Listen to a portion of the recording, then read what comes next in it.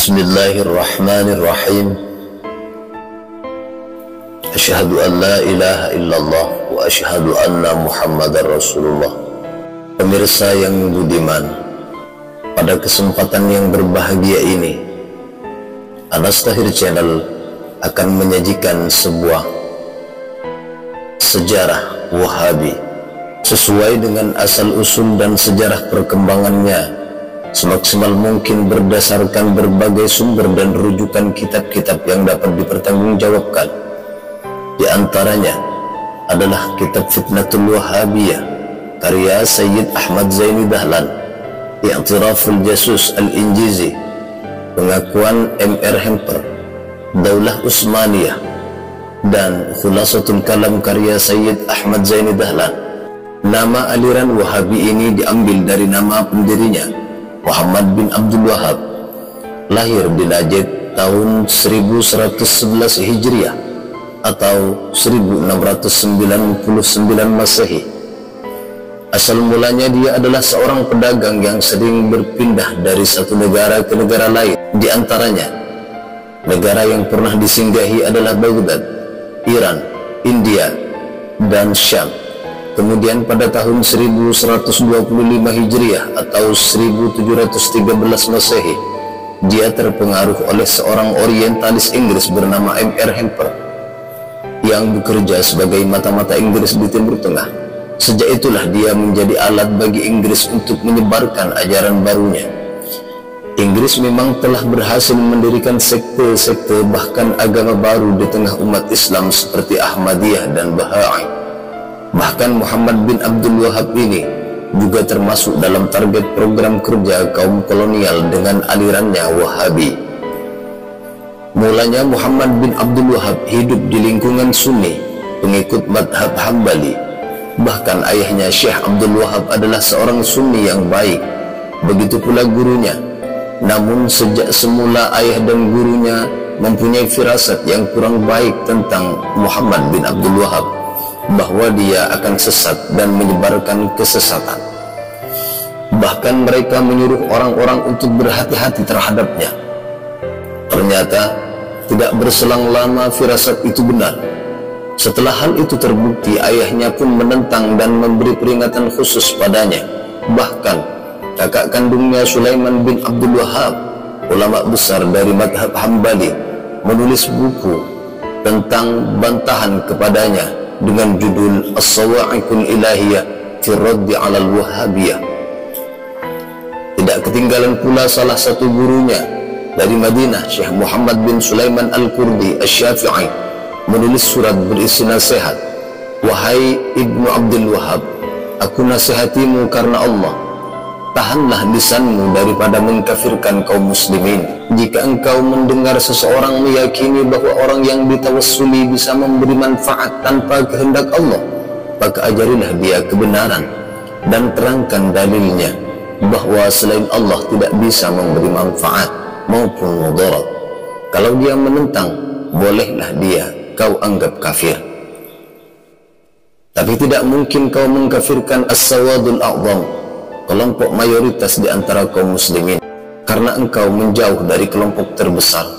Orang yang menjauh dari kelompok terbesar lebih dekat dengan kekafiran, sebab dia tidak mengikuti jalan muslimin. Sebagaimana diketahui bahwa madhab ahlu sunnah wal jamaah sampai hari ini adalah kelompok terbesar. Allah Azza wa Jalla berfirman, dan barang siapa yang menentang Rasul sesudah jelas kebenaran baginya dan mengikuti jalan yang bukan jalan orang-orang mukmin, kami biarkan ia leluasa terhadap kesesatan yang telah dikuasainya itu. Allah biarkan mereka bergelimang dalam kesesatan, dan kami masukkan ia ke dalam jahanam, dan jahanam itu seburuk-buruk tempat kembali.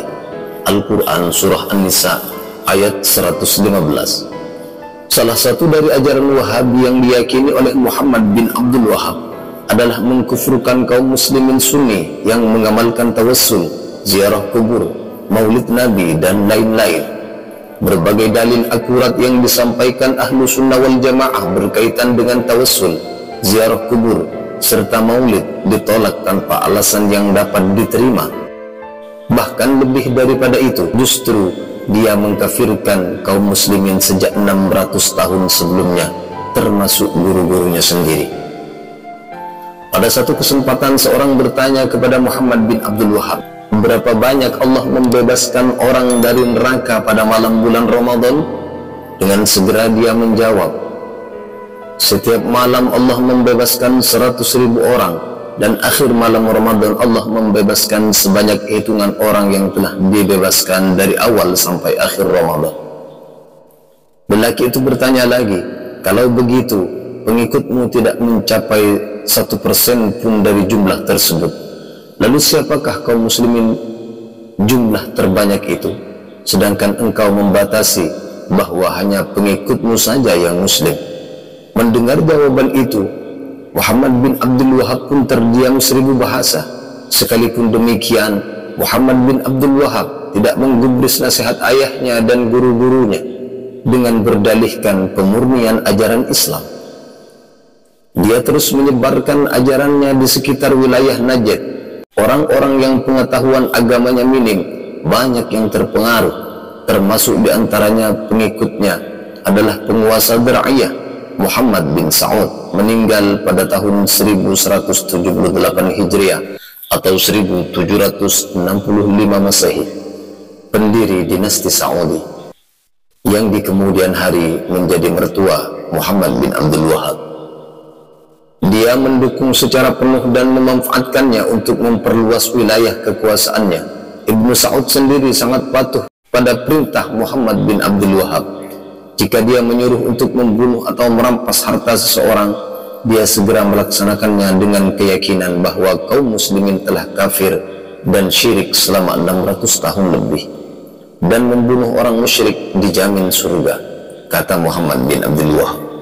Sejak semula Muhammad bin Abdul Wahab sangat gemar mempelajari sejarah nabi-nabi palsu seperti Musailamah al-Kadzdzab, Aswad al-Ansi, Tulaihah al-Asadi, dan lain-lain.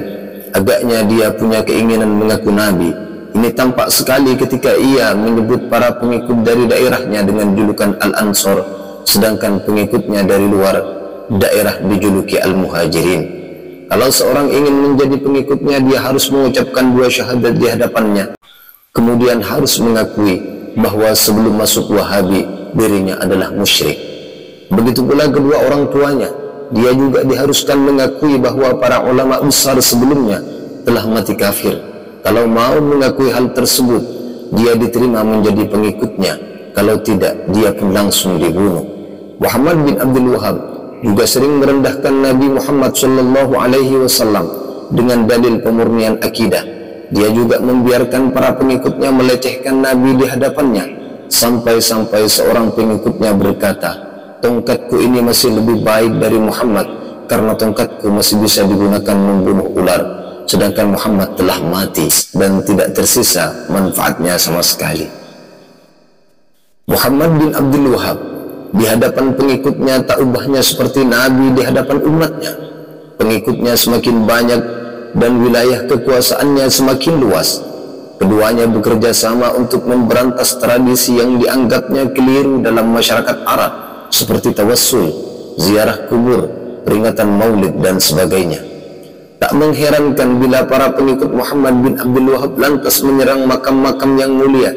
Bahkan pada tahun 1802 mereka menyerang Karbala, Irak, tempat dikebumikan jasad cucu Nabi Muhammad SAW, Husain bin Ali bin Abi Thalib.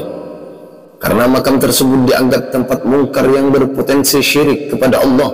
2 tahun kemudian mereka menyerang Madinah, menghancurkan Kubah, menjarah hiasan-hiasan yang ada di hujrah Nabi Muhammad SAW.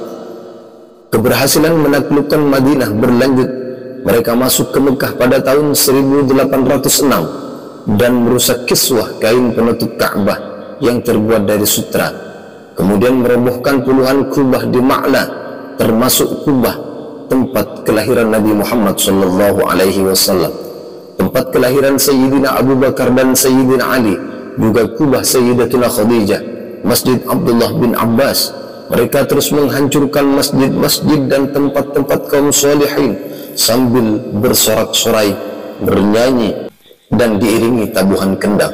Mereka juga mencaci maki ahli kubur, bahkan sebagian mereka kencing di kuburan kaum solihin tersebut. Gerakan kaum Wahabi ini membuat Sultan Muhammad II, penguasa kerajaan Utsmani Istanbul Turki, murka.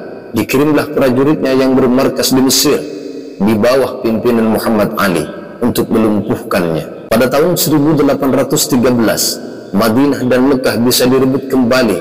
Gerakan Wahabi surut, tapi pada abad ke-20 Abdul Aziz bin Saud bangkit kembali mengusung paham Wahabi. Tahun 1924 ia berhasil menduduki Mekah, lalu ke Madinah dan Jeddah, memanfaatkan kelebahan Turki akibat kekalahan dalam Perang Dunia Pertama. Sejak itu hingga kini paham Wahabi mengendalikan pemerintahan di Arab Saudi. Dewasa ini pengaruh gerakan Wahabi bersifat global. Riyadh mengeluarkan jutaan dolar US untuk menyebarkan ideologi Wahabi.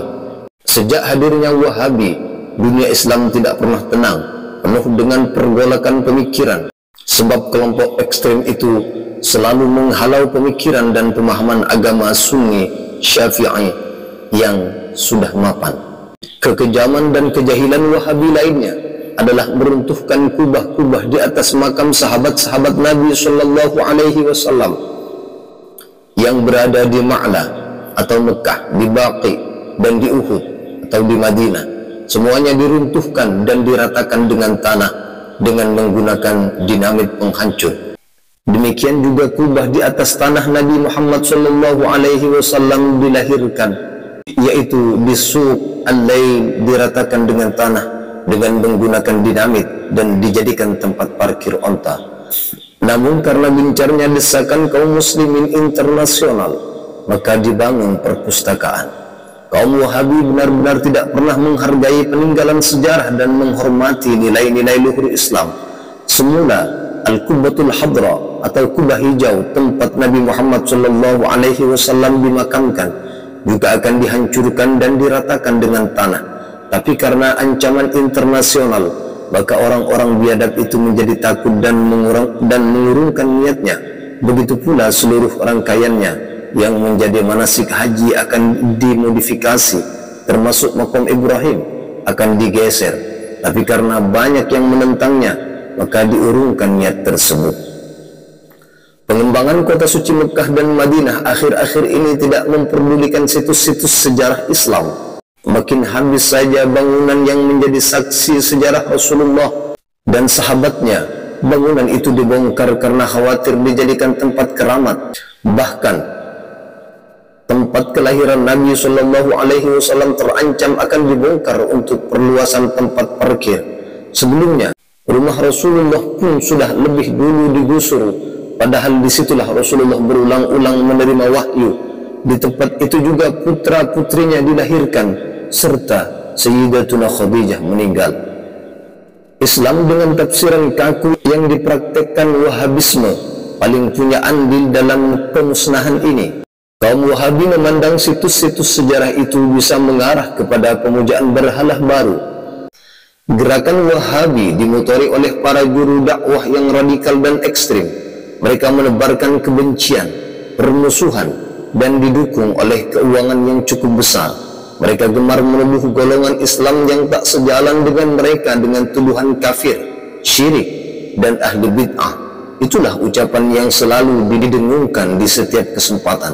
Oleh karena itu, janganlah dipercaya kalau mereka mengaku-ngaku sebagai faham yang hanya berpegang teguh pada Al-Quran dan As-Sunnah. Mereka berdalih mengikuti keteladanan kaum salaf, apalagi mengaku sebagai golongan yang selamat dan sebagainya. Itu semua omong kosong belaka. Mereka telah menorehkan catatan hitam dalam sejarah dengan membantai ribuan orang di Mekah dan Madinah serta daerah lain di wilayah Hijaz yang sekarang dinamakan Saudi. Tidakkah Anda ketahui bahwa yang terbantai pada waktu itu terdiri dari para ulama yang saleh dan alim?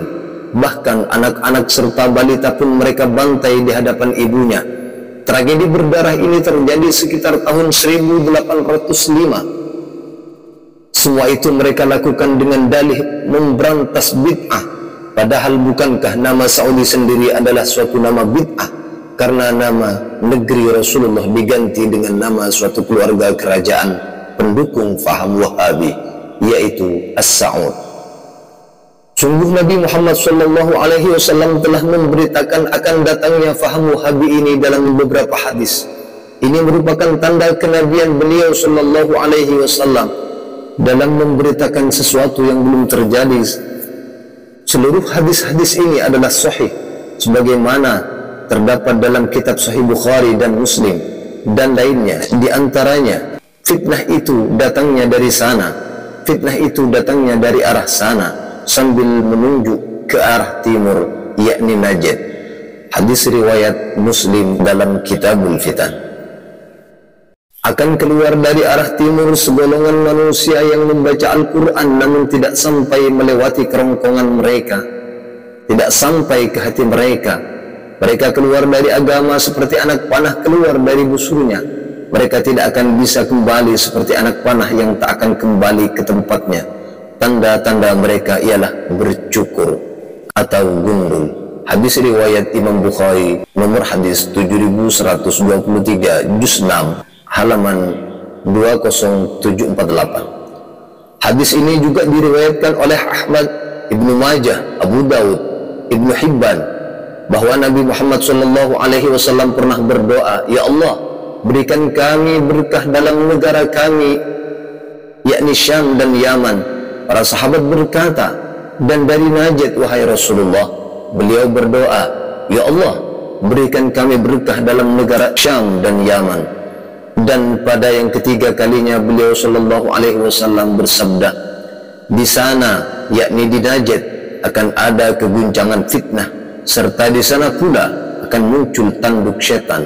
Dalam riwayat lain, 2 tanduk setan.